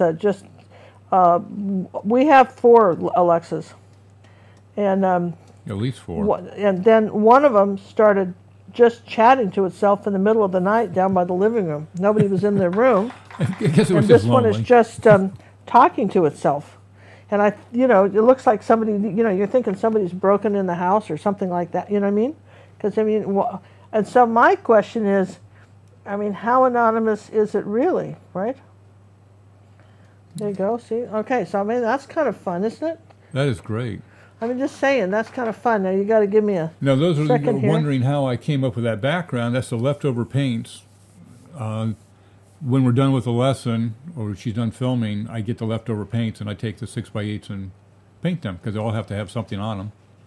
Yeah, they all have to have something on them. And I had a good variety that night. Tonight it looks like I'm going to have just blue, and it'll probably be gone before we're done. So, Alexa, where's my purple? how much time is left? You have one timer, a 10-minute timer, with about 2 minutes and 50 seconds left. Ooh, See, approximately 3 minutes, less than 3 minutes. Less than 3 minutes, you link in guys. one more We're time. just We don't want you to miss out on this very unique, original painting done by Ginger Cook. Right here, right before your eyes. You're watching it be painted. Sometime we ought to have an auction this way. Yeah. That'd be fun. Okay, so this is just one little You're purple really up in here. Great colors. Yeah, pretty colors, right? Now I'm going to do it one more time, dry it, and then I'm going to play with my Posca pens, all right? All right. I'm going to dry it real quick. Yep. Okay, we got her muted.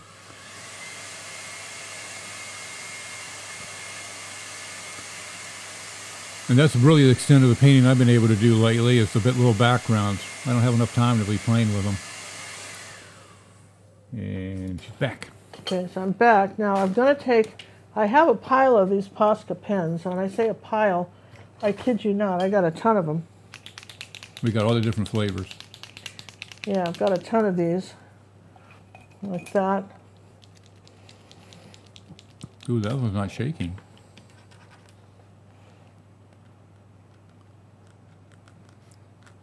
That's a good way. On a smaller print, that's a good way to put your yellow outlines on, isn't it? Look at that. I'm thinking. Alexa, how much time's left on the timer?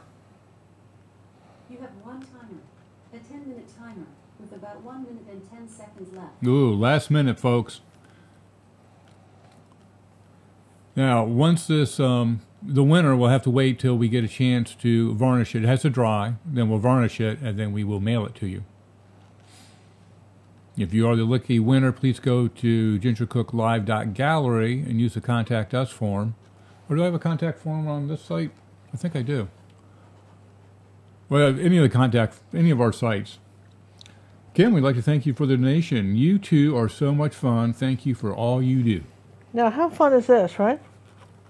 Oh, she's going to sign it. Look at that. It's signed, sealed, and not delivered. Okay. Timer's almost up. I can feel it. I think I want a little bit. Timer's almost up. That looks pink. That doesn't look orange to me. That's okay. I don't. The timer's almost up, but I just want to. I want to just put a little pizzazzy. You know, pop a few little colors in here like that. A couple places. So this is a 10-minute painting. This is why I think, you guys, friends. This is why I feel you can safely say that this is a. Time's There up. you go. And paintbrushes down, people. Paintbrushes Alexa, down. off. All right, people. Thank you for entering. That was a lot of fun. Now, who won? Well, I have to export the data. One moment, please. Okay, so I have a little time because you're exporting data, right? Oh, wait a minute. That's going to be your excuse to keep playing? Well, I don't know. Is it? I Probably, give up. Is it? knowing you. Well, where's some black? Just a second. Just hang on there with me, all right? That's all right. My data's coming down. Oh, I don't think I have anything to read that over here, do I?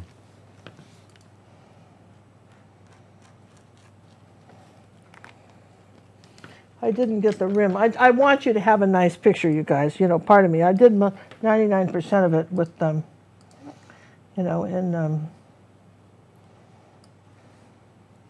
the allotted time, but I do feel like obligated to at least put the rim on the pot for you, right? Feel like I should be able to do that. There we go. That's nice. So I had Minette be my backup on the timer, so all Alexas went off together. How cool is they that? all went off together. Isn't that funny? So, I have that commanding voice over the Alexas. Yeah, but just something sort of similar to what we had on the what tonight's picture was like. Just sort of something similar. You keep moving around. I'm close up on you. All right, so there, I'm done. I'll quit. Oh, that is nice. All right, there you go. Shoot, I didn't enter. I should have entered. So there you go. That's our one. Who got to win? I think this is kind of fun. Do you guys think that's fun to do? Just something different. But you can see how nice those little pins were. It just definitely did the little pens definitely did their little thing, didn't they? Really brought it home. Yeah, and because they kind of just sort of absorbed into that paint, All too, right, so which I think is kind of the cool. Entries. Oh, it's right here. All right, so we're going to start with number. So we're going to go from 27. And we had a ton tonight. To 162. All right. 27, 162. Alexa, pick a number between 27 and 162. Your random number between 27 and 162 is 86. 86. 86. Wow, how cool Great is that? number. Great Yeah. number. I love 86. I just want to put Beth this back now. Mulligan, come on down. I think that's pretty close, don't you think, for 10 minutes? I think you did great. Wait a minute, let me back out now. Yeah, back out. Look at that. Let me turn off the other one. Beth, I hope you're still out there. We need to have your address. That's One Mulligan. moment. I got to zoom out. There we go. Now you can hold it off to the side there. Can you see it? Yep. There you go. I mean, 10 How minutes. cool is that? 10 minutes, you guys. I think you're going to not have any trouble doing this. I just feel like you can do it. Beth, if you're out there, please let us know. Give a shout out. Is she there? Because she's got to be in the room to win. She's got to say something, right? Beth, you got to say something. Oh my God. She got it, right? She heard us? All right. She got it now. She got it. She Okay, figures Beth, it. you won. Congratulations on that. We're going to invite everybody again to subscribe to our channel. Think about getting personal art coaching for your own artwork. Think about it. Think hard. Think about if you'd like to do it or join us for a year. Remember, join our website and get to take advantage of all the beautiful paintings that we have. If you like Van Gogh, we've got so many great ones coming up. I love this one of the chair. That's on our website, the chair, one of his. See, Yep. see his colors are also similar, aren't they? See that? Yeah, they are. Also similar when he did these patterns. And remember, in in 2 weeks, no, 3, it'll be not next week, but the week after, we're going to be having this on YouTube, right? Sorry. Oh, yeah, that one. That one. And I'm you're show now, this that's a YouTube one. This is a YouTube one, and we did this a special way. After you guys watch it, we want to hear comments. I've got a simple way for you to do it. You'll be so extraordinarily excited about how simple it is to do this. And no, there's not a traceable. And you won't need it. You won't need it. And then one thing I wanted to show them. Do you remember when we did the pumpkin of Saturday? I didn't show you. Here's the. So you see the texture where we did the extra heavy gel. Do you see that? Can you see the texture? No, you want me to zoom back in? Can you zoom back in? Can you see the texture? No, we never showed you what happened. I actually put the paint in the gel because you tip it a little bit. And see, can you see how the texture is? There you go. Can you see that on these seeds? Now, that's this painting. Now, let me show you this because remember we put gel just over a painting party painting, all right? Not heavy, not this canvas was done at a painting party some years ago, and all I did was, remember in the video, in the end of the video, I put the gel over it. I want you to see the difference in the finish. Do you see how much brighter the colors are when you put the gel on? Do you see how shiny, see how much shinier it is? Because this one's not varnished, and this one, the gel acts like a varnish. On the areas that you've done. Yeah, on the areas that you've done. Now, when we varnish that, we varnish over the entire thing. Yes. The whole kit and caboodle. Yeah, but anyway, I wanted you to see the difference between that. Anyway, that's what the texture looked like. You can just feel it's really fun. So I forgot to show you that, and I wanted to make that clear. So congratulations to our winner, the Coleus, the Van Gogh, and I hope you guys have fun painting this. Find a long, skinny canvas. I think we bought these at Michael's, but find a long, skinny canvas. And, well, all right. And the Van Gogh portrait will be done much later. We haven't filmed that one yet. All right, next week we will not be having a live show because John and I will be out of town. But we've got 2 of the coolest videos ready to go up that are all filmed, ready for you guys to watch. Oh, something new and different. Something new and different. Again, we want more We're not feedback on going to tell you about. We've got something new and different that's extraordinary, and we can't wait for you. Extraordinary! Extraordinary, and can't wait for you to see it. And when we give us some feedback. And give us some feedback. So, happy Halloween, everybody! For those of you that are Halloween we wishers. miss you for Halloween. Happy Halloween! Ginger, you never cease to slay me. Bye. All right, everybody. Good night, and thanks for joining us. If you have not subscribed, please do so. Trying to hit 50,000 before the end of the year. Good night, everyone. Share your videos. Let us know.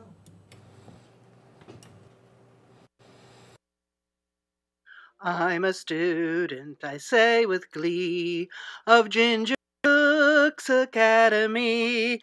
Take your time and do not rush. Use ruby satin, silver brush. Don't use black and mix the green. Learn what blend and grayscale mean. Yes, I hope each day to earn coaching praises as I learn. I'll be an artist, wait and see. Ginger means the world to me.